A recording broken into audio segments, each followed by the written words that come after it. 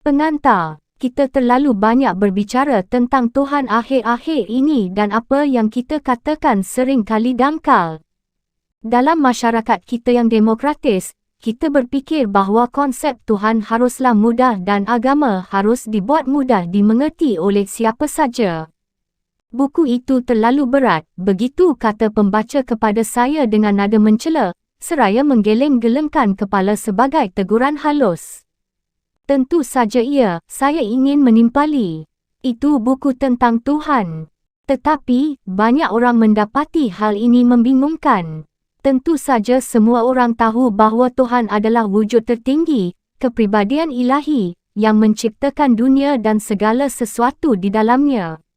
Mereka tampak kebingungan jika anda mengemukakan bahawa menyebut Tuhan sebagai wujud tertinggi itu tidak akurat, kerana Tuhan sama sekali bukanlah sebuah wujud, dan bahawa kita benar-benar tidak tahu apa yang kita maksud ketika mengatakan bahawa dia baik, bijaksana, atau cerdas.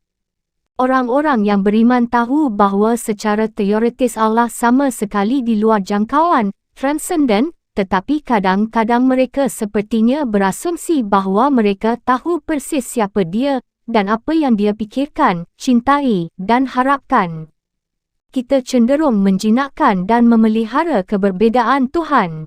Kita tak hentinya meminta Tuhan untuk memberkati bangsa kita, menyelamatkan ratu kita, menyembuhkan penyakit kita, atau memberi kita hari yang cerah untuk berpiknik.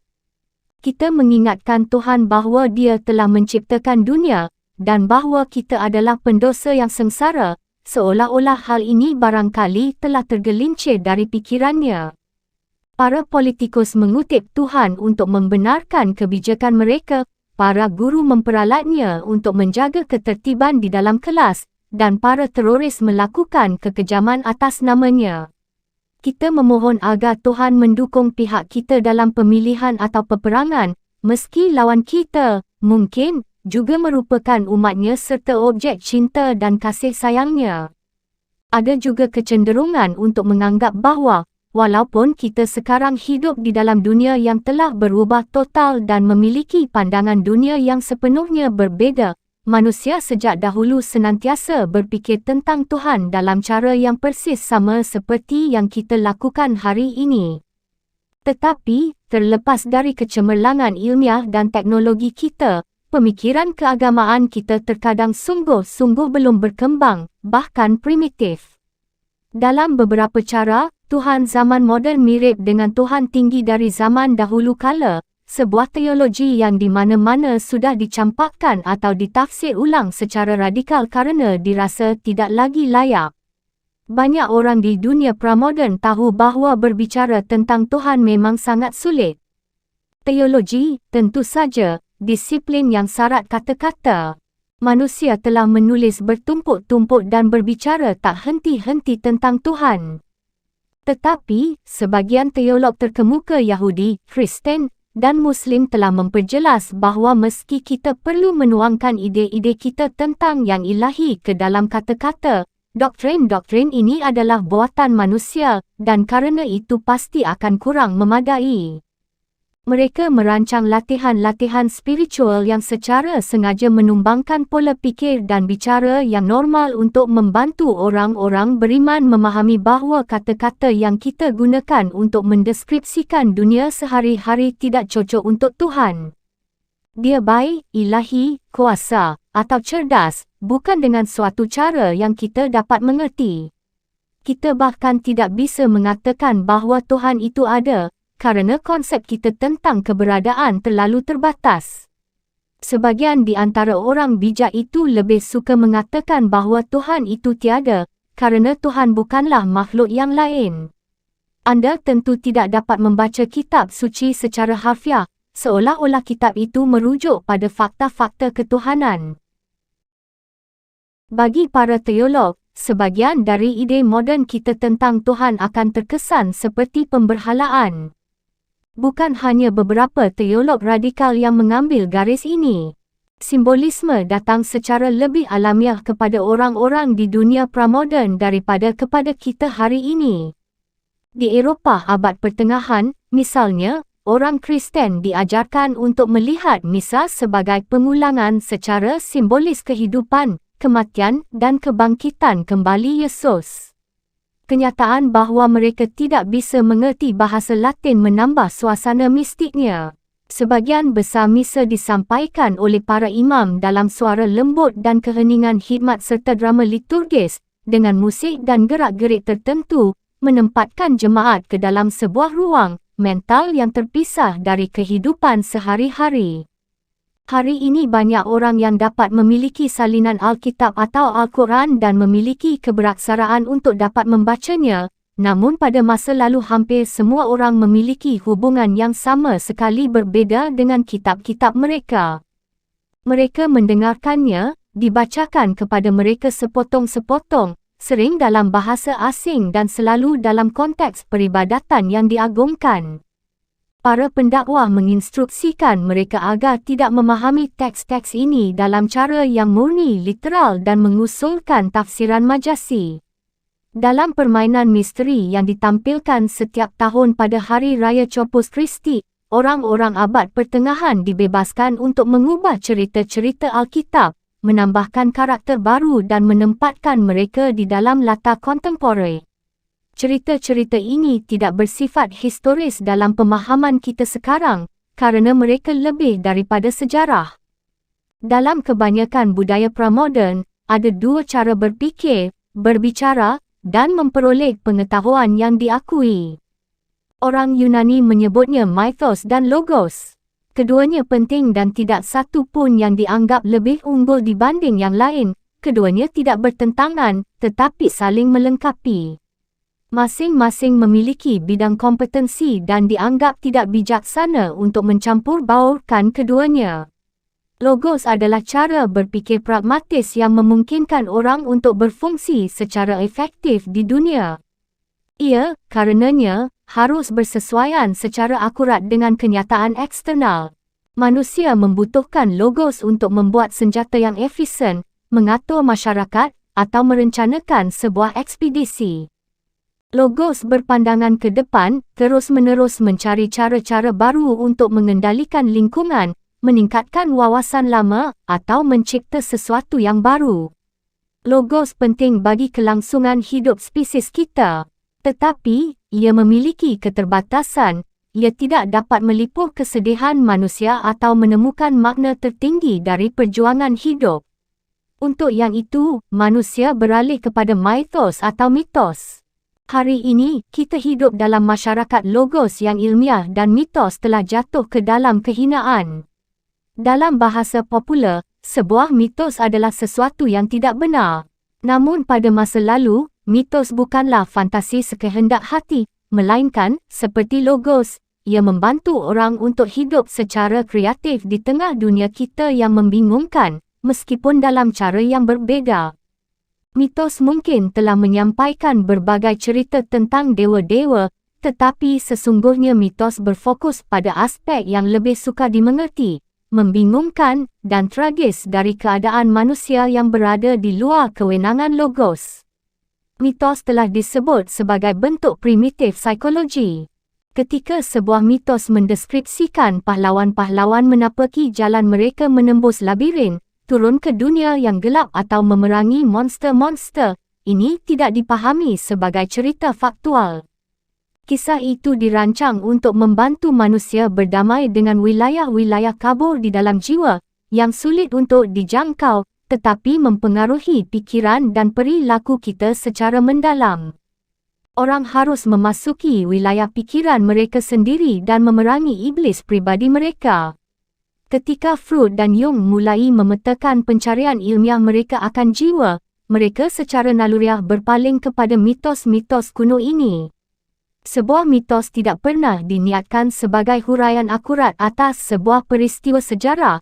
Ia adalah sesuatu yang dalam pengertian tertentu pernah terjadi, namun sekaligus juga terjadi setiap saat. Akan tetapi, sebuah mitos tidak akan efektif jika orang sekadar percaya padanya. Mitos pada dasarnya sebuah program aksi. Ia dapat menempatkan anda pada sikap rohani atau psikologis yang benar, tetapi terserah pada anda untuk mengambil langkah berikutnya dan membuat, kebenaran, mitos itu menjadi kenyataan dalam kehidupan anda sendiri.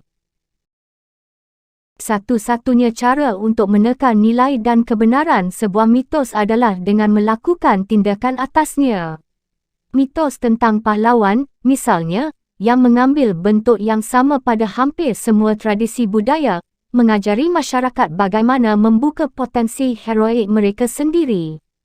Kelak, cerita tokoh-tokoh sejarah seperti Buddha, Yesus, atau Muhammad dibuat memenuhi paradigma ini supaya para pengikut bisa meniru mereka dengan cara yang sama. Ketika dipraktikkan, sebuah mitos dapat mengungkapkan kepada kita kebenaran yang sangat mendalam tentang kemanusiaan kita.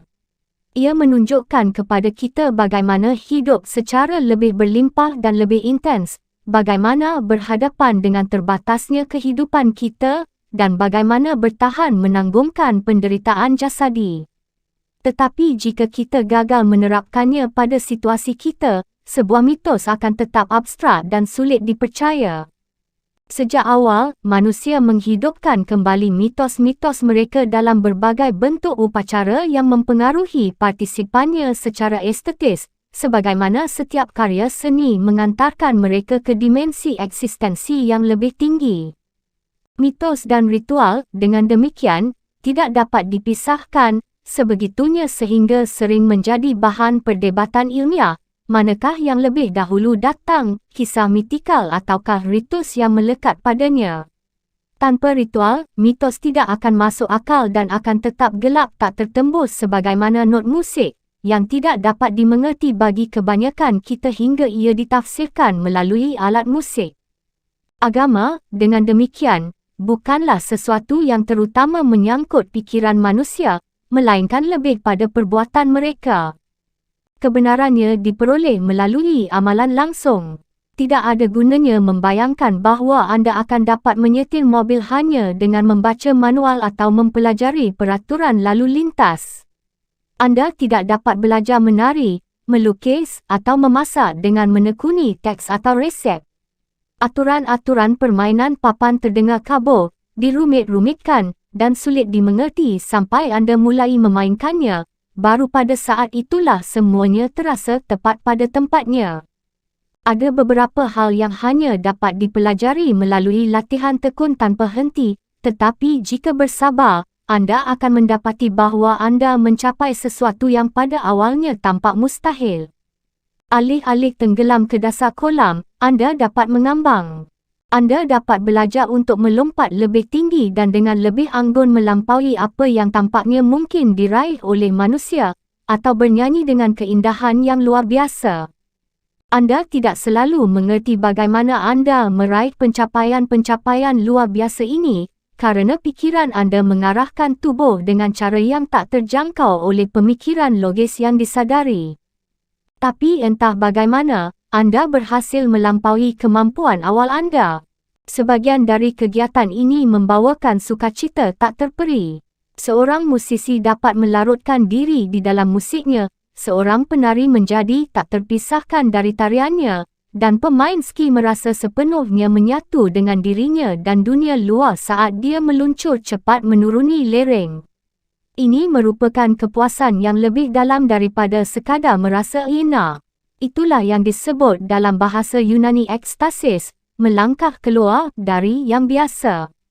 Agama adalah sebuah disiplin praktis yang mengajari kita menemukan kemampuan baru pikiran dan hati. Ini akan menjadi salah satu tema utama buku ini. Tidak ada gunanya menimbang ajaran-ajaran agama secara otoritatif untuk menilai kebenaran atau kepalsuannya sebelum menjalani cara hidup religius. Anda akan menemukan kebenaran atau ketiadaan kebenaran di dalamnya hanya setelah anda menerjemahkannya ke dalam ritual atau perbuatan etis. Tak berbeza dengan setiap keterampilan, agama memerlukan ketekunan, kerja keras dan disiplin. Sebagian orang lebih cakap dalam hal itu dibanding yang lain, sebagian lagi sangat tidak berbakat, dan yang lain sama sekali luput darinya. Tetapi, orang-orang yang tidak mencoba menerapkannya tidak akan dapat mengalami kemajuan sama sekali. Orang beragama merasa sulit untuk menjelaskan bagaimana pengaruh ritual dan amal mereka, persis sebagaimana seorang peseluncur mungkin tidak sepenuhnya sadar akan hukum fisika yang memungkinkan dia meluncur di atas es menggunakan sebilah papan tipis. Kaum Dawais Perdana memandang agama sebagai semacam kecakapan yang diperoleh melalui latihan terus-menerus. Zhuangzi, tahun 370 hingga 311 sebelum Masehi, salah satu tokoh terpenting dalam sejarah spiritual Cina, menjelaskan bahawa tidak ada gunanya berusaha untuk menganalisis ajaran agama secara logis. Dia mengutip Bian si tukang kayu, "Ketika saya mengerjakan sebuah roda, jika saya menekan terlalu pelan, meskipun nyaman, saya tidak akan menghasilkan roda yang baik. Jika saya menekan terlalu keras, saya jadi lelah dan hasilnya tidak bagus. Jadi, jangan terlalu pelan, jangan terlalu keras. Saya memegangnya di tangan saya dan merasakannya di dalam hati. Saya tidak dapat menyatakan ini dengan perkataan di mulut, saya hanya tahu." Si bungkuk yang menangkap tonggeret di hutan dengan tongkat berujung lengket tidak pernah meleset sekalipun. Dia telah menyempurnakan kekuatan konsentrasinya sehingga dirinya larut di dalam pekerjaannya, dan tangannya seolah-olah bergerak dengan sendirinya. Dia tidak bisa menjelaskan bagaimana dia melakukan itu, tetapi hanya mengetahui bahawa dia telah memperoleh keahlian itu setelah berlatih berbulan-bulan. Keadaan kehilangan diri ini, jelas Zhuangzi, adalah sebuah ekstasis yang memungkinkan anda untuk melangkah keluar dari prisma ego dan mengalami yang ilahi. Orang yang memperoleh keahlian ini mendapati sebuah dimensi transenden kehidupan yang bukan sekadar kenyataan eksternal di luar sana, melainkan yang identik dengan level terdalam wujud mereka. Kenyataan ini, yang mereka namakan Allah, Dao, Brahman atau Nirwana, telah menjadi fakta kehidupan manusia. Tetapi mustahil untuk menjelaskan apa itu dalam kerangka logos. Ketidaktepatan ini bukannya membuat kekecewaan, sebagaimana yang barangkali dibayangkan oleh orang barat moden, tetapi membawa bersamanya sebuah ekstasis yang mengangkat penganutnya melampaui batas-batas diri yang membelenggu.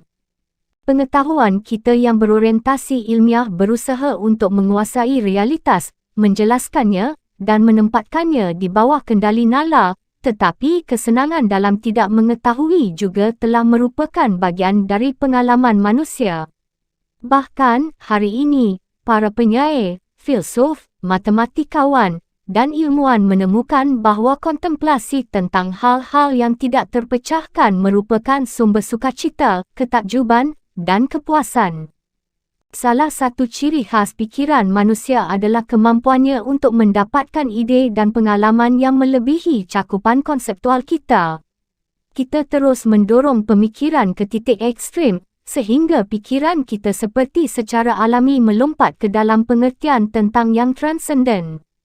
Musik selalu tak terpisahkan dari ekspresi keagamaan kerana, seperti agama pada bentuk terbaiknya, musik menandai batas-batas nalar. Karena sebuah wilayah didefinisikan oleh titik-titik terjauhnya, berdasarkan itu musik haruslah bersifat rasional secara definitif. Musik adalah seni yang paling jasmaniah. Ia dihasilkan oleh nafas, suara, surai kuda, kerang, usus domba, kulit, dan mencapai resonansi di dalam tubuh kita pada tingkatan yang lebih mendalam daripada kehendak atau kesadaran. Tetapi, musik juga sangat mengandalkan otak, memerlukan keseimbangan energi-energi yang saling terkait dan membentuk hubungan secara kompleks, serta terhubung erat dengan matematika.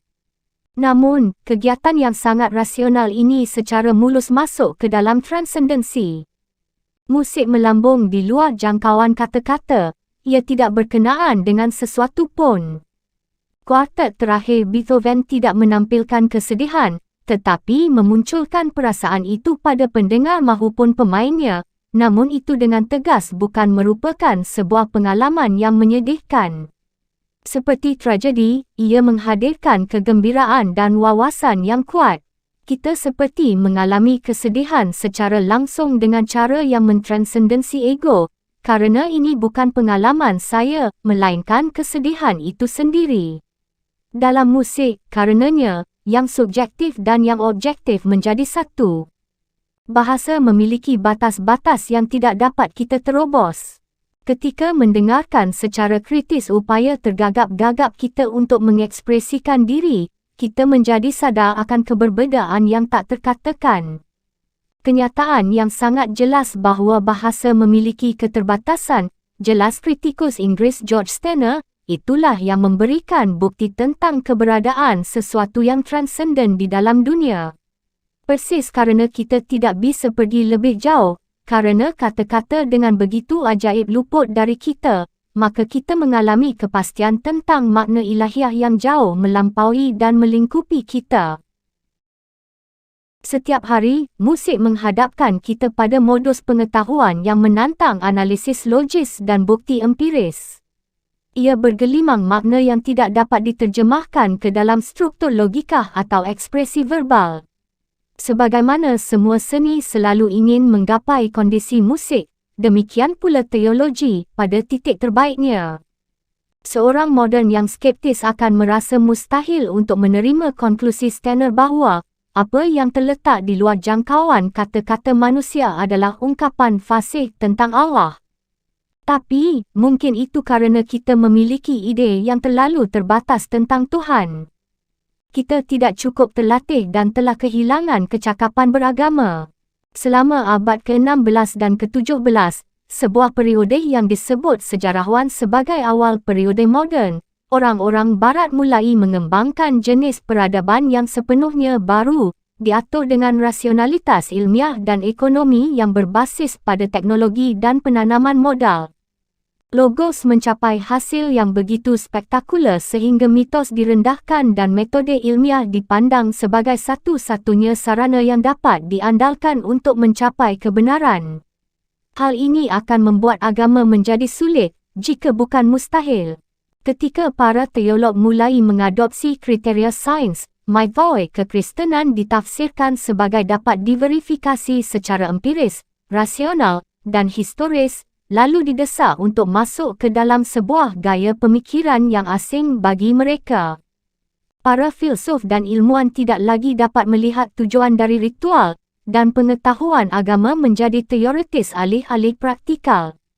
Kita kehilangan seni menafsirkan dongeng-dongeng lama tentang para dewa yang berjalan di atas bumi, orang mati yang bangkit dari kuburan, atau laut terbelah secara mukjizati.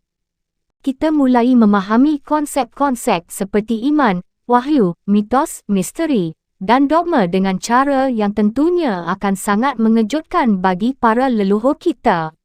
Secara khusus, arti kata percaya menjadi berubah sehingga penerimaan secara enteng atas doktrin keimanan menjadi prasyarat untuk beriman, sedemikian sehingga hari ini kita sering menyebut orang beragama sebagai orang beriman, seolah-olah menerima dogma ortodoks tentang iman adalah kegiatan mereka yang paling penting. Tafsiran yang dirasionalkan atas agama ini telah menimbulkan dua fenomena moden yang sangat khas, fundamentalisme dan etisme. Keduanya saling terkait. Kesalahan defensif yang secara popular dikenal sebagai fundamentalisme, meledak di hampir semua agama besar selama abad ke-20. Dalam keinginan mereka untuk menghasilkan keimanan rasional yang sepenuhnya ilmiah, yang menghapuskan mitos demi menegakkan logos, para fundamentalis Kristen menafsirkan kitab dengan literalisme yang belum pernah tersamakan dalam sejarah agama.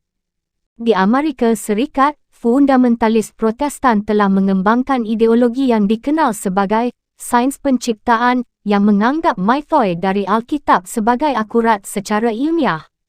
Mereka, kerana itu, berkampanye menentang pengajaran evolusi di sekolah-sekolah umum, sebab hal itu bertentangan dengan kisah penciptaan dalam bab pertama Kitab Kejadian. Dalam sejarah, ateisme jarang menjadi selubung penolakan terhadap hal-hal yang suci persa, tetapi hampir selalu menolak konsep tertentu tentang yang ilahi. Pada tahap awal sejarah mereka, orang Kristen dan Muslim disebut ateis oleh kaum pagan sezaman mereka, bukan kerana mereka menyangkal kenyataan Allah, melainkan karena konsep ketuhanan mereka sangat berbeza sehingga terkesan menghina Tuhan. Ateisme kerana itu secara parasitis bergantung pada bentuk teisme yang ia cuba hilangkan dan menjadi cermin yang membalikkan gambarannya.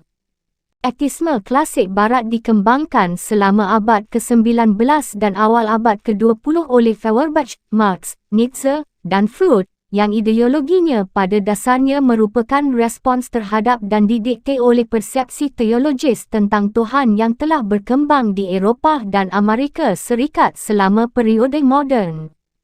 Ateisme yang lebih baru dari Richard Dawkins, Christopher Hitchens dan Sam Harris agak berbeza kerana difokuskan secara eksklusif pada Tuhan yang dikembangkan oleh fundamentalisme, dan ketiganya bersikeras bahawa fundamentalisme merupakan esensi dan inti dari semua agama.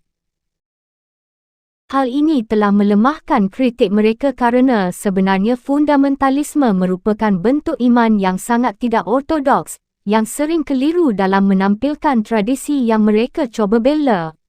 Namun, ateis baru mendapat pembaca yang luas, tidak hanya di Eropah yang sekular, tetapi bahkan di Amerika Serikat yang secara konvensional lebih religius. Popularitas buku-buku mereka menunjukkan bahawa banyak orang yang limbung dan bahkan marah dengan konsep Tuhan yang mereka warisi. Patut disesalkan bahawa Dawkins, Harris, dan Hitchens mengekspresikan diri mereka dengan terlalu garang, sebab beberapa dari kritik mereka memang sah. Orang beragama memang telah melakukan berbagai kekejaman dan kejahatan, dan teologi fundamentalis yang diserang kaum etis baru memang tidak cakap meminjam istilah Buddha. Namun, mereka menolak, pada prinsipnya, untuk berdialog dengan para teolog yang lebih mewakili tradisi arus utama. Sebagai akibatnya, analisis mereka sayangnya menjadi dangkal kerana didasarkan pada teologi yang begitu buruk. Sebenarnya, ateis baru ini tidak cukup radikal. Para teolog Yahudi, Kristen, dan Muslim selama berabad-abad telah menekankan bahawa Tuhan tidak ada dan bahawa tidak ada sesuatu pun di luar sana. Sasaran mereka dalam membuat penegasan ini bukanlah untuk menolak kenyataan Allah, melainkan untuk melindungi transendensi Allah. Tetapi, dalam masyarakat kita yang terlalu banyak bicara dan sangat keras berpegang pada pendapat sendiri, kita sepertinya telah kehilangan pandangan tentang sisi penting tradisi ini, yang dapat memecahkan banyak dari masalah religius kita kini. Saya tidak berniat menyerang keyakinan yang dipegang teguh oleh siapa pun. Ribuan orang menemukan bahawa simbolisme Tuhan moden sangat sesuai untuk mereka, didukung oleh ritual yang menginspirasi dan disiplin hidup dalam masyarakat yang bersemangat. Simbolisme itu telah memberi mereka rasa transendensi. Agama seluruh dunia menegaskan bahawa spiritualitas yang sejati harus diekspresikan secara konsisten dalam tindakan berbelas kasih, kemampuan untuk merasakan bersama orang lain. Jika sebuah ide konvensional tentang Tuhan mengilhami empati dan rasa hormat terhadap semua orang lain, ide itu sudah menjalankan tugasnya. Tetapi, Tuhan moden hanya satu dari sekian banyak teologi yang berkembang selama 3,000 tahun sejarah monoteisme. Karena Tuhan tak terbatas, tak seorang pun dapat memiliki kata akhir. Saya khawatir bahawa banyak orang yang bingung tentang watak kebenaran religius, kebingungan yang kian diperparah oleh sengitnya begitu banyak diskusi agama pada saat ini. Tujuan saya dalam buku ini adalah sekadar untuk menghidangkan sesuatu yang baru ke atas meja. Saya dapat bersimpati pada kejengkelan kaum etis baru kerana, seperti yang telah saya jelaskan dalam memoir saya, The Spiral Staircase, selama bertahun-tahun saya sendiri pernah berkeinginan untuk tidak punya hubungan apa-apa dengan agama, dan beberapa buku pertama saya jelas-jelas cenderung ke arah Dawkinsesque. Tetapi, pengkajian saya tentang agama-agama dunia selama 20 tahun terakhir telah mendorong saya untuk merevisi pendapat saya yang terdahulu. Itu bukan hanya telah membukakan pikiran saya pada berbagai aspek agama seperti yang dipraktikkan dalam tradisi-tradisi yang dipandang sebagai iman yang terbatas dan dogmatis dari masa kecil saya, tetapi penilaian yang saksama atas bukti itu telah membuat saya melihat kekristenan secara berbeza. Salah satu hal yang telah saya pelajari adalah bahawa bertengkar tentang agama tidak ada manfaatnya dan tidak kondusif bagi pencerahan. Bukan hanya membuat pengalaman religius yang autentik menjadi mustahil, hal itu juga melanggar tradisi rasionalis Sokratik. Pada bahagian pertama buku ini, saya mencuba menunjukkan bagaimana orang-orang berfikir tentang Tuhan di dunia pramoden dalam cara yang, saya harap, memberi kejelasan tentang beberapa isu yang kini dirasa orang-orang bermasalah: kitab suci, inspirasi, penciptaan, mukjizat, wahyu, iman, kepercayaan, dan misteri, dan juga menunjukkan bagaimana agama menjadi kacau. Pada bahagian kedua, saya menelusuri kebangkitan Tuhan moden yang menggulingkan begitu banyak persangkaan agama tradisional. Ini tentu saja tidak dapat menjadi huraian yang lengkap. Saya berfokus pada Kristen, sebab itu merupakan tradisi yang paling terkena dampak bangkitnya modernitas ilmiah dan juga yang dihantam pukulan keras dari serangan etistik baru. Lebih jauh, di dalam tradisi Kristen, saya berkonsentrasi pada tema dan tradisi yang berbicara secara langsung tentang masalah-masalah religius kontemporer kita. Agama itu kompleks. Dalam setiap zaman, terdapat sejumlah aliran kesalahan. Tidak ada satu kecenderungan yang pernah berlaku sepanjang zaman. Orang mengamalkan agama mereka dalam beraneka ragam cara yang berbeza dan kontradiktif. Tetapi, sikap diam yang hikmat dan berprinsip mengenai Tuhan dan yang suci merupakan tema yang konstan tidak hanya dalam kekristenan, tetapi juga dalam tradisi iman besar lainnya sampai kebangkitan modernitas di Barat. Orang percaya bahawa Tuhan melampaui pemikiran dan konsep kita dan hanya dapat diketahui melalui amalan yang tekun. Kita telah kehilangan wawasan tentang hal yang penting ini dan, saya percaya, ini adalah salah satu alasan mengapa begitu banyak orang Barat mendapati konsep Tuhan begitu sukar belakangan ini. Oleh kerana itu, saya telah memberikan perhatian khusus pada disiplin yang terabaikan ini dengan harapan akan memberi kita perspektif baru tentang keadaan kita saat ini. Tapi saya, tentu saja, tidak menyatakan bahawa ini adalah sebuah sikap yang universal. Cukup bahawa hal ini merupakan unsur utama di dalam praktik yang tidak hanya mencakup kalangan kekristenan, tetapi juga iman-iman monoteistik dan non-teistik yang perlu kita beri perhatian. Walaupun begitu banyak orang yang bersikap bermusuhan pada agama, dunia saat ini mengalami kebangkitan agama. Bertentangan dengan ramalan penuh keyakinan dari para sekularis pertengahan abad ke-20, agama tidak akan lenyap. Tetapi jika ia tenggelam ke dalam sikap kekerasan dan tidak toleran yang telah selalu melekat tidak hanya dalam monoteisme, tetapi juga dalam etos ilmiah moden, religiositas baru ini akan menjadi tidak terampil. Sekarang ini, kita tengah menyaksikan langkah besar ke arah dogmatisme, religius maupun sekular, tetapi ada juga apresiasi yang berkembang tentang arti penting ketidaktahuan. Kita tidak pernah dapat kembali ke masa lalu, tetapi kita dapat belajar dari berbagai kesalahan dan wawasannya. Ada tradisi agama yang sejak lama menekankan pentingnya mengakui batas-batas pengetahuan kita tentang kesunyian, sikap diam dan takjub. Itulah yang saya harap dapat saya telusuri dalam buku ini. Salah satu syarat pencerahan adalah kemahuan untuk melepaskan apa yang kita fikir kita ketahui demi menghargai kebenaran yang tidak pernah kita bayangkan. Kita mungkin harus melepaskan banyak yang sudah kita ketahui tentang agama sebelum dapat beralih ke pemahaman yang baru. Tidak mudah untuk berbicara tentang apa yang kita sebut Tuhan, dan pencarian agama seringkali diawali dengan perceraian yang disengaja dari pola fikir yang biasa. Inilah barangkali yang telah dicuba untuk diciptakan oleh para leluhur kita yang paling awal di dalam kuil-kuil bawah tanah mereka yang luar biasa. Homo religiosus. Ketika pemandu mematikan senternya di gua bawah tanah Lascaux di Dordogne, efeknya sangat mempesona.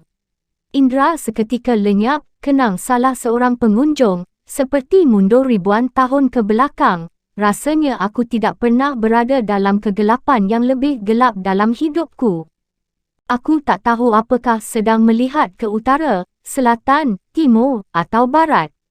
Semua orientasi hilang dan aku berada dalam kegelapan yang tidak pernah ditembus matahari. Kesadaran tentang cahaya terang yang normal menjadi pupus. Anda merasa terlepas tanpa waktu dari semua urusan dan kebutuhan dunia sebelah atas yang telah anda tinggalkan. Sebelum mencapai gua pertama yang didekorasi oleh leluhur Paleolitik kita pada zaman batu, 17,000 tahun yang lalu, para pengunjung harus tersandung-sandung selama sekitar 80 kaki menuruni sebuah terowongan melereng, 65 kaki di bawah permukaan tanah, menembus lebih dalam lagi ke perut bumi. Kemudian, pemandu sekonyong-konyong mengarahkan sorot senternya ke langit-langit dan lukisan hewan seolah-olah menjelma dari kedalaman bebatuan itu. Seekor binatang yang aneh dengan perut membuncit dan tanduk panjang yang tajam berjalan di belakang sebaris sapi, kuda, rusa, dan banteng liar, yang seolah-olah bergerak dan diam secara bersamaan. Secara keseluruhan, ada sekitar 600 lukisan dinding dan 1,500 ukiran di labirin Lascaux. Ada seekor rusa, jantan yang kuat melenguh, sapi melompat, dan barisan kuda bergerak ke arah berlawanan. Di pintu masuk ke lorong panjang lain yang dinamai nef, terdapat lukisan dinding rusa yang anggun di atas sebuah batu yang menonjol dari permukaan air sehingga rusa tersebut tampak seolah-olah sedang berenang. Kita melihat gambar-gambar ini dengan jauh lebih jelas daripada para seniman Paleolitik, kerana mereka harus bekerja dengan terang kerlip lampu kecil, disangkutkan pada tiang gantungan yang telah meninggalkan lubang-lubang di permukaan dinding. Mereka sering melukiskan gambar baru di atas gambar lama, walaupun ada cukup ruang di dekatnya. Tampaknya, lokasi itu yang penting, dan bahawa dengan alasan yang tidak dapat kita mengerti, beberapa tempat dianggap lebih sesuai daripada yang lain. Soal ini juga diatur oleh ketetapan yang kita tak bisa berharap dapat memahaminya. Para seniman itu hanya memilih beberapa dari spesies yang mereka kenal, dan tidak ada gambar rusa kutub yang mereka andalkan sebagai sumber makanan. Binatang-binatang itu selalu digambarkan berpasangan, banteng dan bison dengan kuda, bison dengan mamut, dalam kombinasi yang tidak akan terjadi dalam kehidupan nyata. Lascaux tidak sendiri. Ada sekitar 300 gua berlukis di wilayah Perancis Selatan dan Spanyol Utara ini. Pada beberapa gua, karya seninya lebih elementer, tetapi di seluruh gua bawah tanah ini, gambar dan tata letaknya kurang lebih sama. Situs paling awal, di Gros Cheuvet, berasal dari sekitar 30,000 sebelum Masehi, suatu masa ketika Homo sapiens tampaknya telah mengalami perubahan evolusioner yang tiba-tiba di tempat ini. Terjadi peningkatan jumlah penduduk secara dramatis, yang mungkin mengakibatkan ketegangan sosial. Beberapa sejarawan percaya bahawa seni gua merekam korpus ritual-ritual yang dibangun secara sosial untuk mengendalikan konflik, dikodekan melalui gambar untuk dilestarikan dan disebarkan dari generasi ke generasi. Tetapi, lukisan-lukisan itu juga mengungkapkan apresiasi estetika yang intens tentang alam. Di sini kita memiliki bukti paling awal yang dikenal bagi sebuah sistem ideologis, yang tetap tersimpan selama sekitar 20,000 tahun, yang setelah itu gua tersebut berhenti digunakan sejak sekitar 9,000 sebelum Masehi. Sekarang ini umumnya disepakati bahawa labirin-labirin tersebut merupakan tempat suci untuk melaksanakan beberapa jenis upacara. Beberapa sejarawan berpendapat bahawa tujuan mereka murni bersifat pragmatis, tetapi untuk merawatnya saja sudah memerlukan kerja tak produktif dalam jumlah besar sekali. Beberapa di antara situs ini sangat dalam, sehingga butuh berjam-jam untuk mencapai inti terjauhnya. Mengunjungi gua-gua tersebut berbahaya, melelahkan, tidak ekonomis, dan makan waktu. Konsensus umum adalah bahawa gua-gua tersebut tempat suci dan bahawa seperti setiap candi, ikonografinya mencerminkan sebuah visi yang secara radikal berbeza dengan visi di dunia luar. Kita tidak membangun candi seperti ini di barat moden. Pandangan dunia kita secara dominan bersifat rasional dan kita lebih mudah berfikir dalam konsep daripada dalam gambar. Kita merasa cukup sulit untuk membaca sandi simbolisme katedral abad pertengahan seperti Chartres, sehingga kuil-kuil paleolitik ini menyajikan tantangan yang nyaris tak tertaklukkan. Tetapi, ada beberapa petunjuk untuk membantu pemahaman kita. Sebuah gambar luar biasa, berasal dari sekitar 12,000 sebelum Masehi, di Gua Lascaux yang disebut sebagai krip kerana letaknya bahkan lebih jauh lagi daripada gua-gua bawah tanah yang lain, menggambarkan seekor bison besar yang isi perutnya telah terburai oleh tombak yang menikam melalui punggungnya. Tergeletak di depan binatang terluka itu adalah seorang lelaki, digambarkan dalam gaya yang jauh lebih elementer daripada binatang itu, dengan tangan terbentang, lingga menegang, dan memakai apa yang kelihatan seperti topeng burung. Tongkatnya, yang terletak di atas tanah di dekatnya, juga dihiasi di ujungnya dengan kepala burung. Ini tampaknya merupakan ilustrasi dari sebuah legenda terkenal, dan mungkin menjadi mitos yang melandasi tempat suci tersebut. Adegan yang sama muncul pada ukiran di atas tanduk rusa kutub di Villiers yang tak jauh dari sana dan pada ukiran balok di tempat berlindung bawah tebing di Le Roche-de-Sers dekat Limoges 5,000 tahun lebih tua daripada lukisan Lascaux. 55 gambar serupa dalam gua-gua lainnya dan 3 lukisan batu paleolitik telah ditemukan di Afrika, semua menunjukkan seorang lelaki menghadap binatang dalam keadaan tak sadarkan diri dengan lengan terangkat. Mereka mungkin syaman.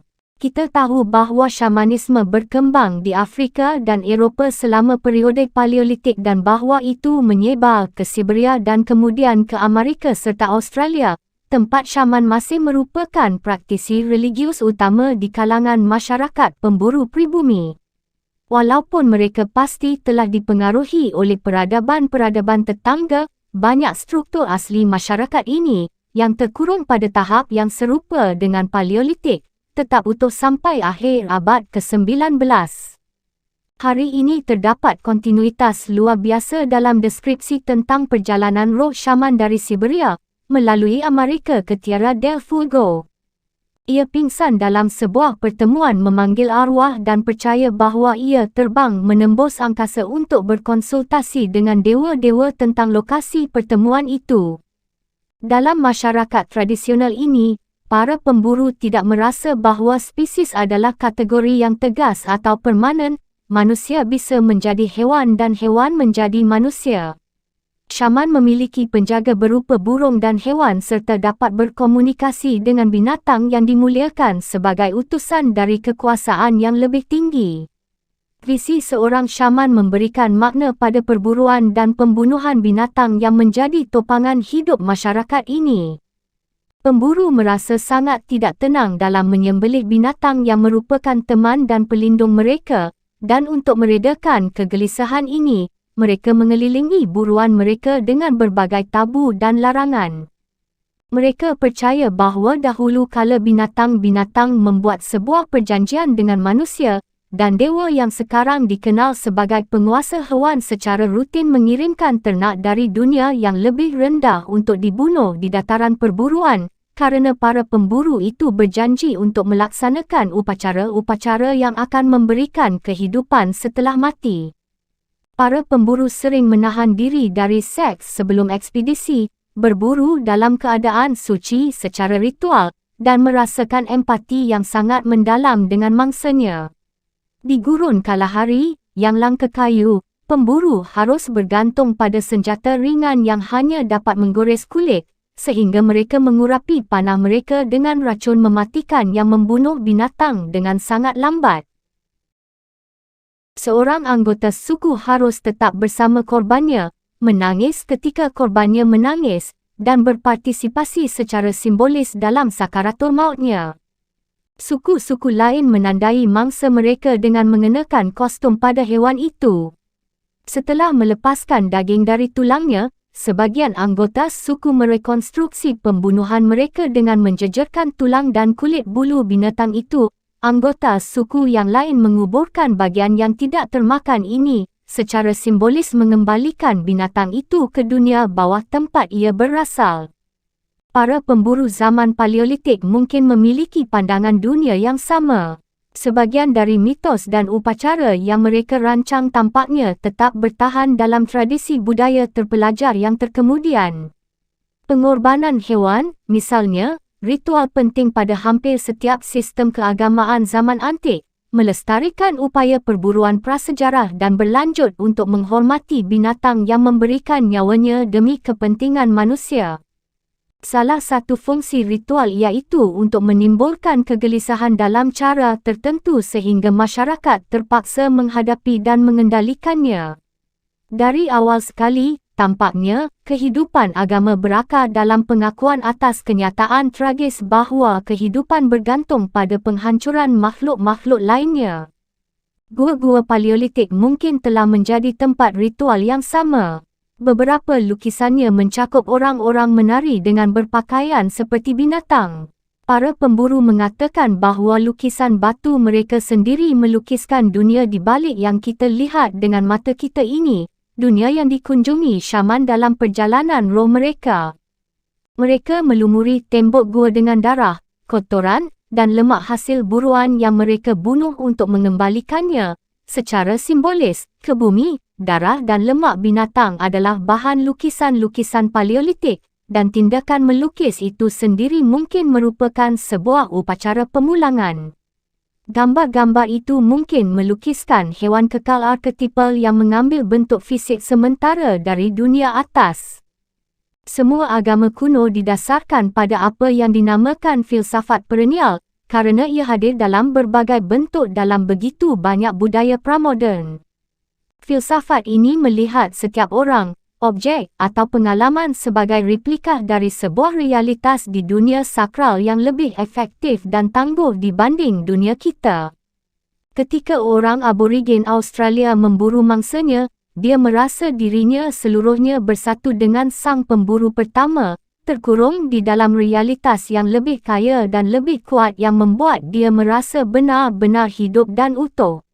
Mungkin para pemburu dari Lascaux mengenangkan kembali perburuan arketipal di dalam gua-gua itu di tengah lukisan tentang padang perburuan kekal ini, sebelum mereka meninggalkan suku mereka untuk memulai perjalanan mencari makan yang penuh bahaya.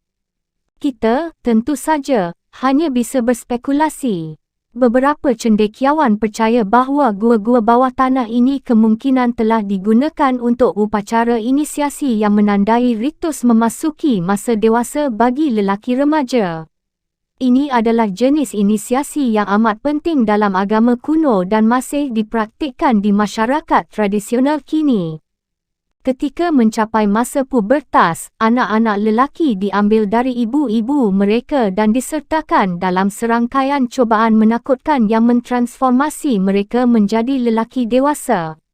Suku itu tidak bisa sekadar menunggu seorang remaja untuk menemukan sendiri, seperti gaya barat. Dia harus melepaskan kemanjaan masa kanak-kanaknya dan beralih memikul beban sebagai orang dewasa dalam semalam. Untuk tujuan ini, anak-anak lelaki disekap di dalam peti mati, dikubur di dalam tanah, diberitahu bahawa mereka akan dimakan oleh raksasa, dicambuk, disunat, dan ditato.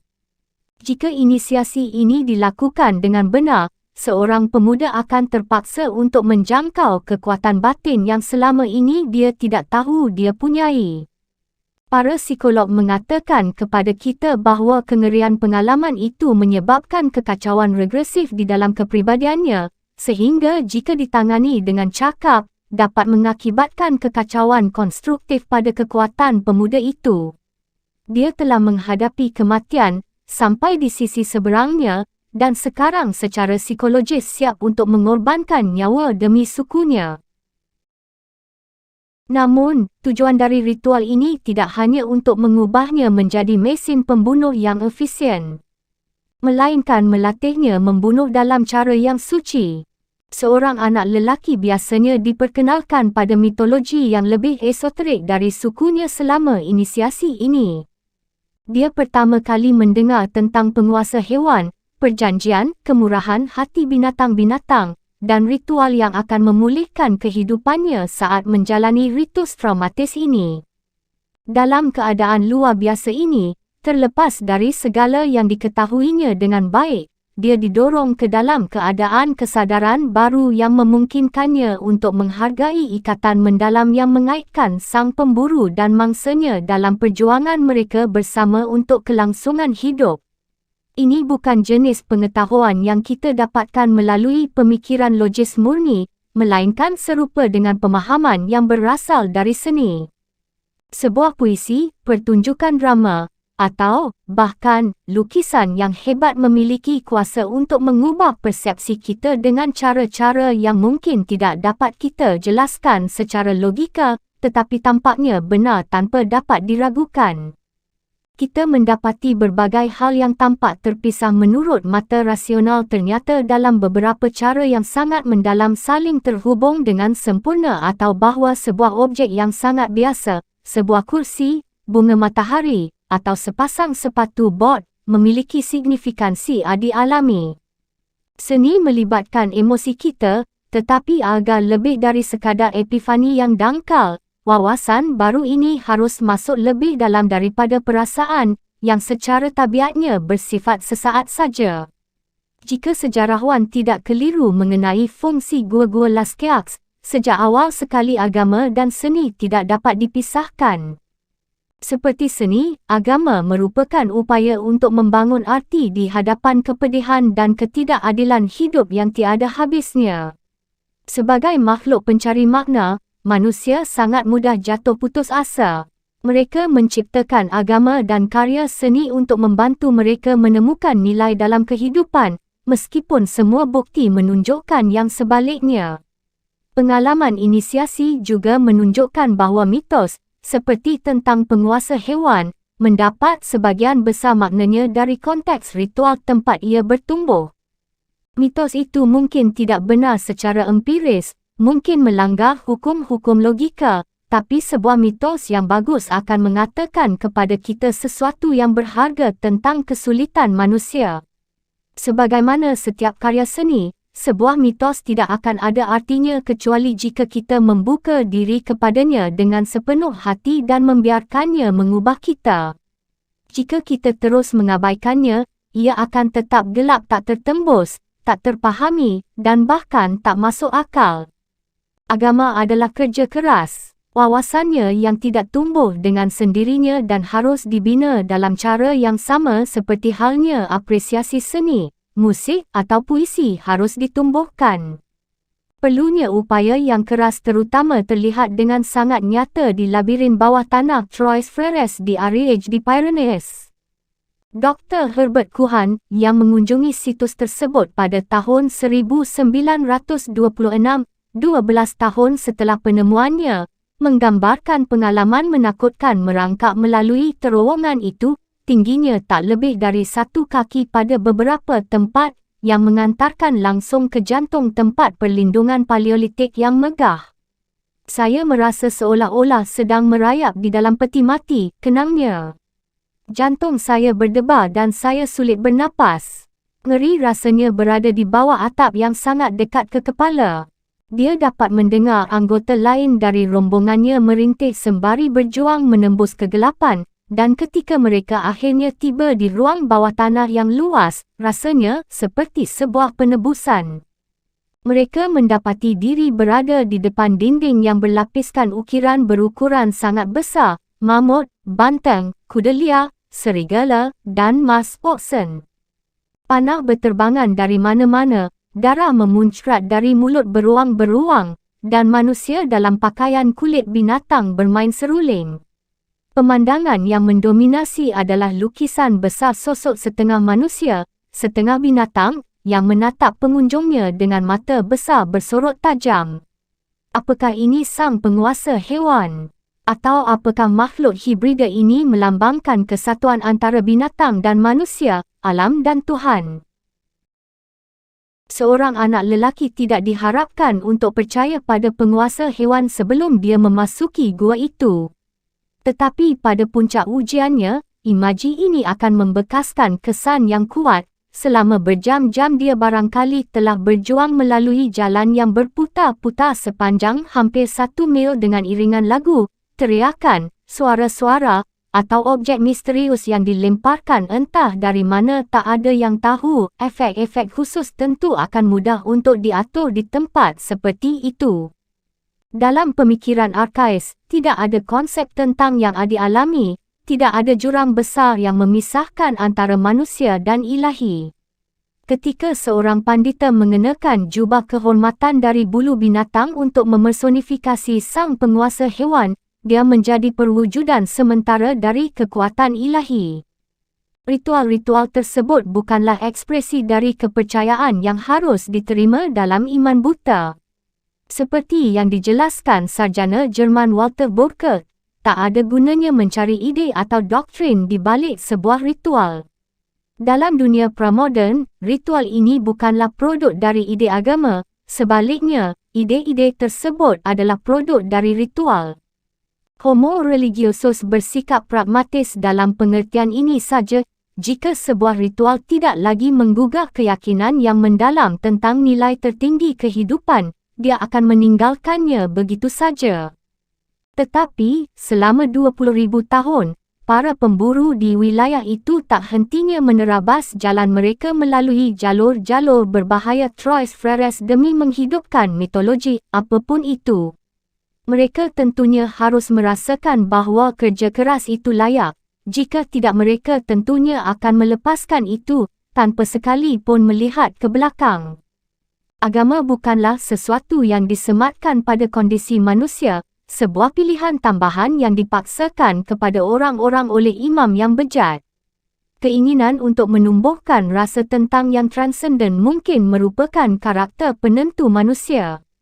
Pada sekitar 9,000 sebelum Masehi, ketika manusia mengembangkan sektor pertanian dan tidak lagi bergantung pada daging binatang, ritus berburu yang lama kehilangan sebagian daya tariknya dan orang mulai berhenti mengunjungi gua.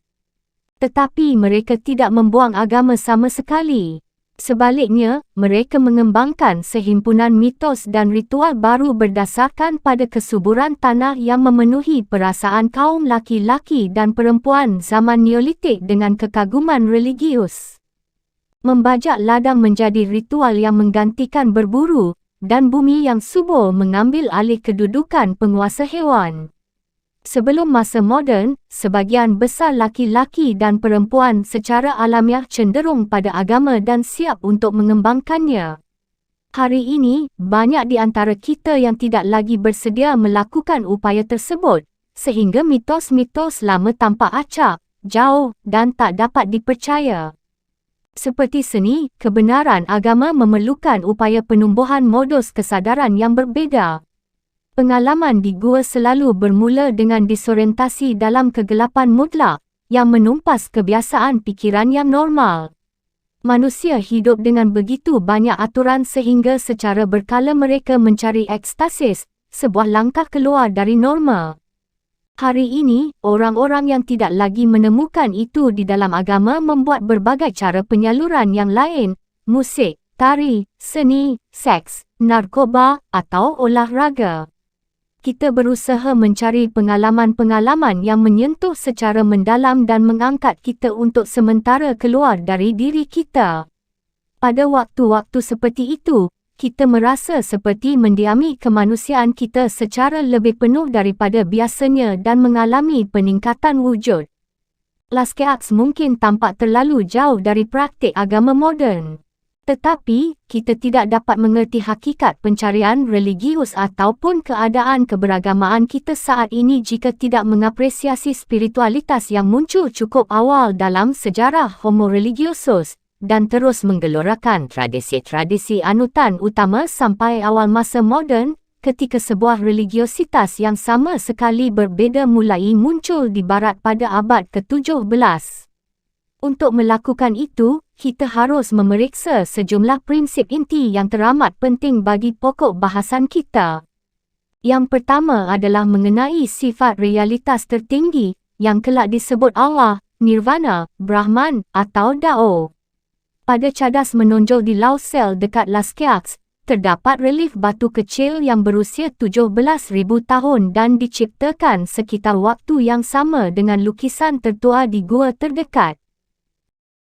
Relief itu menggambarkan seorang perempuan memegang lengkung dari tanduk banteng di atas kepalanya sehingga sangat mirip dengan bulan sabit yang baru terbit. Tangan kanannya terletak di atas perutnya yang sedang hamil. Sekitar waktu itu, manusia telah mulai mengamati fase bulan untuk tujuan praktis, tetapi agama mereka tidak banyak hubungannya dengan pengamatan proto-ilmiah tentang kosmos secara fisikal. Sebaliknya, realitas material merupakan simbol bagi dimensi gaib keberadaan. Istilah Venus dari Lausel saja sudah menunjukkan asosiasi antara bulan, siklus perempuan, dan reproduksi manusia. Di banyak bagian dunia, bulan secara simbolis dihubungkan dengan sejumlah fenomena yang ternyata tidak terkait perempuan, air, vegetasi, ular, dan kesuburan. Apa yang sama di antara mereka semua adalah gaya hidup yang regeneratif, yang dapat terus memperbarui diri sendiri. Segala sesuatu dapat dengan mudahnya tergelincir ke dalam ketiadaan, namun setiap tahun setelah kematian musim dingin, pohon-pohon menumbuhkan tunas baru, bulan mengecil tapi kemudian selalu membesar kembali dengan cemerlang, dan ular, simbol inisiasi universal, lepas dari kulitnya yang lama dan keluar dengan kulit baru yang mengilap dan segar. Perempuan juga menjelmakan daya yang tak habis-habis ini. Para pemburu kuno memuja dewi yang dikenal sebagai Great Mother. Dalam relief batu besar di Çatalhöyük di Turki, dia diperlihatkan sedang melahirkan, diapit oleh tengkorak babi dan tanduk banteng, relief perburuan yang sukses. Walaupun pemburu dan hewan mati dalam perjuangan berat mempertahankan kelangsungan hidup, perempuan tanpa hentinya menghasilkan kehidupan baru. Mungkin masyarakat kuno ini mencuba mengekspresikan perasaan mereka tentang apa yang disebut filsuf Jerman Martin Heidegger, tahun 1899 hingga 1976, sebagai wujud sebuah energi mendasar yang mendukung dan menggerakkan segala sesuatu yang hadir. Wujud tersebut bersifat transenden. Kita tak dapat melihat, menyentuh, atau mendengarnya.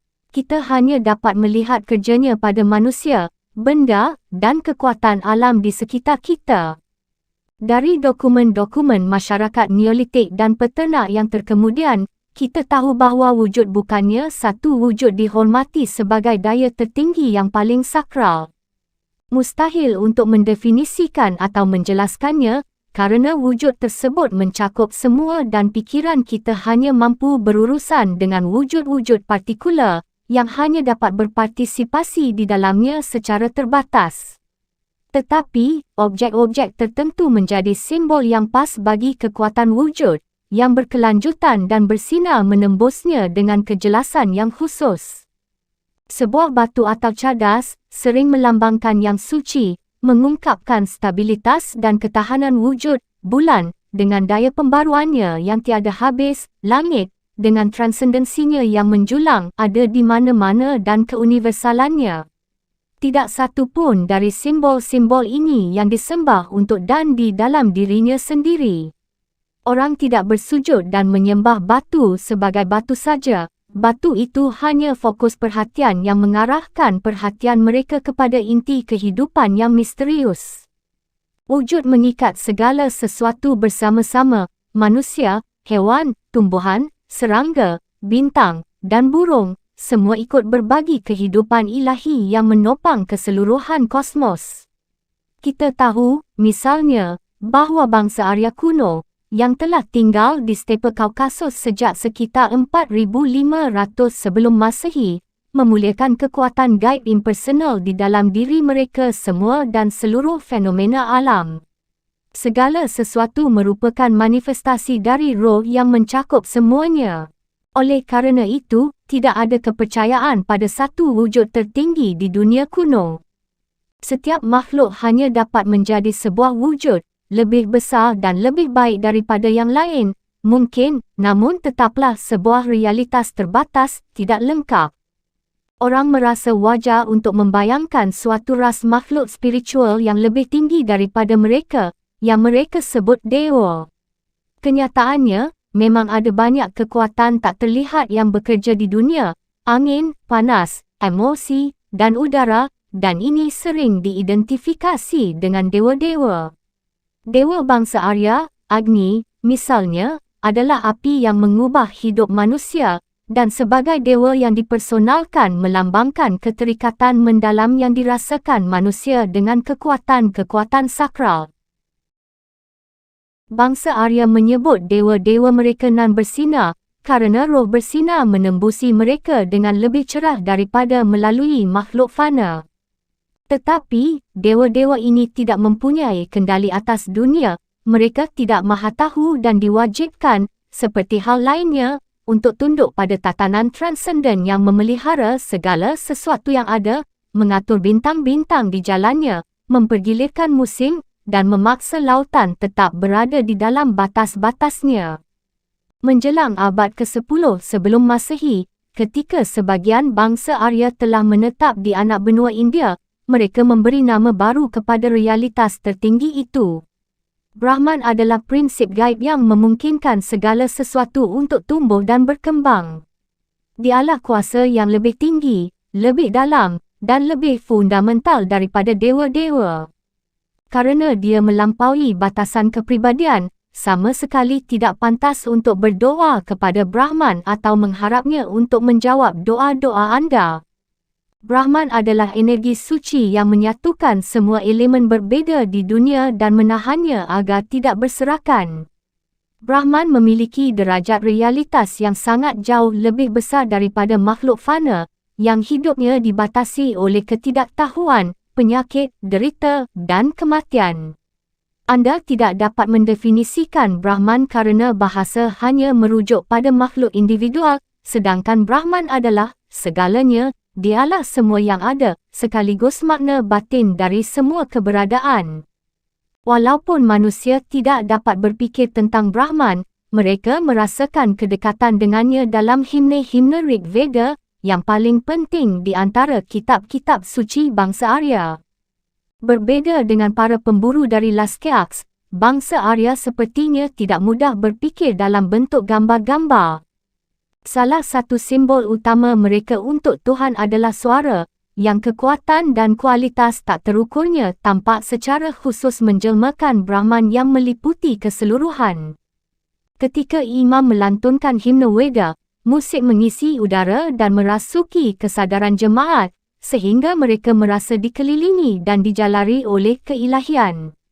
Himne-himne ini diwahyukan kepada para penubuat kuno, tidak berbicara tentang doktrin yang wajib dipercaya orang yang beriman, tetapi merujuk pada mitos-mitos tua dalam cara tak langsung, penuh teka-teki kerana kebenaran yang mereka cuba sampaikan tidak dapat dimuat dalam presentasi logika yang rapi.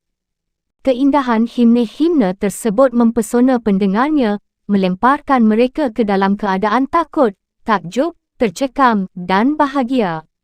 Mereka harus memecahkan teka-teki tentang arti penting yang mendasar dari puisi-puisi paradoksal yang menyatukan berbagai hal yang sepertinya tidak terkait, persis seperti Brahman yang tersembunyi menyatukan elemen-elemen alam semesta yang berserak-serak menjadi satu keseluruhan yang koheren. Selama abad ke-10, pendeta Brahmin mengembangkan kompetisi Brahmodya, yang akan menjadi model bagi wacana religius yang autentik. Para kontestan memulai dengan melakukan pertapaan di dalam hutan, tempat mereka melakukan latihan spiritual, seperti berpuasa dan pengendalian napas, yang memusatkan pikiran mereka dan menumbuhkan jenis kesadaran yang berbeza. Lalu, kontes dapat dimulai. Sasarannya adalah mencari rumusan lisan untuk mendefinisikan Brahman, caranya dengan mendorong bahasa sejauh-jauh yang dapat dijangkaunya, sampai akhirnya bahasa Macet dan manusia menjadi tersadarkan dengan amat jernih tentang tak terlisankannya sesuatu yang lain itu. Seorang penantang ditanyai sebuah pertanyaan membingungkan dan lawannya harus membalas dengan cara yang tepat, namun tak kalah sulit untuk dipahami. Pemenangnya adalah kontestan yang berhasil membuat lawan terdiam, dan pada momen kesunyian itu, ketika bahasa menunjukkan kekurangannya, Brahman hadir, dia menjadi nyata hanya dalam munculnya kesadaran mencengangkan tentang ketakberdayaan kata-kata. Oleh kerana itu, realitas tertinggi bukanlah Tuhan yang dipersonalkan, melainkan sebuah misteri transenden yang tidak pernah dapat diselami. Orang Cina menyebutnya Dao atau Jalan Fundamental Kosmos. Kerana mencakup seluruh kenyataan, Dao tidak memiliki sifat, tidak memiliki bentuk, ia dapat dialami, tetapi tidak pernah dapat dilihat. Ia bukan Tuhan, ia ada lebih dahulu daripada langit dan bumi, dan melampaui keilahian. Kita tidak dapat mengatakan apapun tentang Dao kerana ia tak terjangkau kategori yang biasa. Ia lebih tua daripada zaman antik, namun ia tidak tua, kerana ia jauh melebihi segala bentuk eksistensi yang diketahui manusia. Ia bukan wujud dan bukan non-wujud. Ia mengandung segala macam pola, bentuk, dan potensi yang menjadikan dunia sebagaimana adanya dan mengarahkan aliran perubahan dan kemenjadian tanpa henti yang kita lihat di sekitar kita. Ia ada pada satu titik di mana semua pembezaan yang mencirikan modus fikiran kita yang normal menjadi tidak relevan. Di Timur Tengah, tempat berkembangnya monoteisme barat kelak, ada gagasan serupa tentang yang ultimat. Di Mesopotamia, bahasa Akkadia untuk keilahian adalah Ilam, sebuah kekuatan memancar yang melampaui dewa tertentu. Dewa-dewa bukanlah sumber Ilam, melainkan, seperti semua yang lain, hanya dapat mencerminkannya. Ciri utama keilahian ini adalah elu atau kekudusan, sebuah kata yang mempunyai konotasi, kecerahan, kesucian, dan kemilau. Dewa-dewa disebut yang kudus kerana kisah-kisah simbolis, patung, dan kultus mereka memunculkan sinar elu bagi para penyembah mereka. Orang-orang Israel menyebut dewa pelindung mereka, yang suci, bagi Israel, Elohim, varian bahasa Ibrani untuk elu yang meliputi semua makna yang mungkin tentang yang ilahi bagi manusia. Tetapi, kekudusan tidak terbatas pada para dewa. Apapun yang berhubungan dengan keilahian juga dapat menjadi suci, rahib, raja, atau kuil, bahkan perangkat yang suci dalam kultus itu. Di Timur Tengah, orang akan merasa bahawa membatasi ilam hanya kepada satu dewa sebagai terlalu mengekang, alih-alih mereka membayangkan majlis ilahi, sebuah dewan para dewa dari berbagai peringkat, yang bekerja sama untuk mempertahankan kosmos dan mengungkapkan kompleksitas yang sakral yang beraneka ragam. Manusia merasakan kerinduan akan yang mutlak, merasakan kehadirannya di sekeliling diri mereka, dan berupaya sekuatnya untuk memelihara perasaan tentang yang transenden ini melalui ritual-ritual kreatif. Namun, mereka juga merasa asing dengannya. Hampir setiap kebudayaan telah mengembangkan mitos tentang surga yang hilang, yang darinya laki-laki dan perempuan telah terusir pada awal waktu. Mitos itu mengungkapkan sebuah keyakinan awal yang belum matang bahawa hidup tidak dimaksudkan untuk menjadi begitu terbagi-bagi, keras, dan penuh derita. Pastilah ada suatu waktu ketika manusia menikmati bagian yang lebih besar dari keutuhan wujud dan tidak terganggu oleh kesedihan, penyakit, kehilangan, kesendirian, usia tua, dan kematian. Nostalgia inilah yang melahirkan kultus geografi sakral, salah satu ide religius paling tua dan paling universal. Tempat-tempat tertentu yang tampak sangat berbeza dari biasa, seperti labirin gua-gua bawah tanah di Dordogne, tampak seperti berbicara tentang sesuatu yang lain. Tempat suci merupakan salah satu simbol bagi keilahian yang paling awal dan paling mudah ditemukan di mana-mana. Tempat itu adalah sebuah pusat sakral tempat berjumpanya langit dan bumi, dan tempat kekuatan ilahi tampak mustajab secara khusus. Gambaran popular ditemukan dalam banyak budaya, membayangkan energi sakral yang mustajab ini mengumpul ke atas seperti mata air dari tempat-tempat penting ini dan mengalir dalam 4 sungai suci ke 4 tempat di bumi. Manusia hanya akan bermukim di tempat-tempat di mana yang suci pernah menjadi nyata, kerana mereka ingin tinggal sedekat mungkin dengan sumber mata air keberadaan secara utuh dan lengkap sebagaimana mereka dahulu sebelum terusir dari surga. Ini membawa kita kepada prinsip kedua agama pramoden.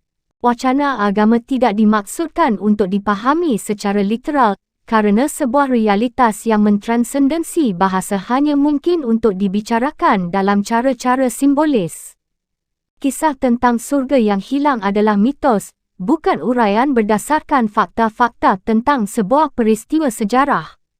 Orang tidak diharapkan untuk mempercayai kisah tersebut dalam cara yang abstrak. Seperti setiap mitos, ia bergantung pada dan dibentuk oleh ritual-ritual yang berkaitan dengan kultus dari sebuah tempat suci tertentu untuk membuat apa-apa yang ditandainya menjadi kenyataan dalam kehidupan orang yang mempercayainya. Hal yang sama juga berlaku untuk penciptaan mitos yang menduduki posisi penting dalam agama kuno dan kini menjadi kontroversi di dunia barat, kerana kisah kejadian tampaknya bertentangan dengan ilmu pengetahuan moden.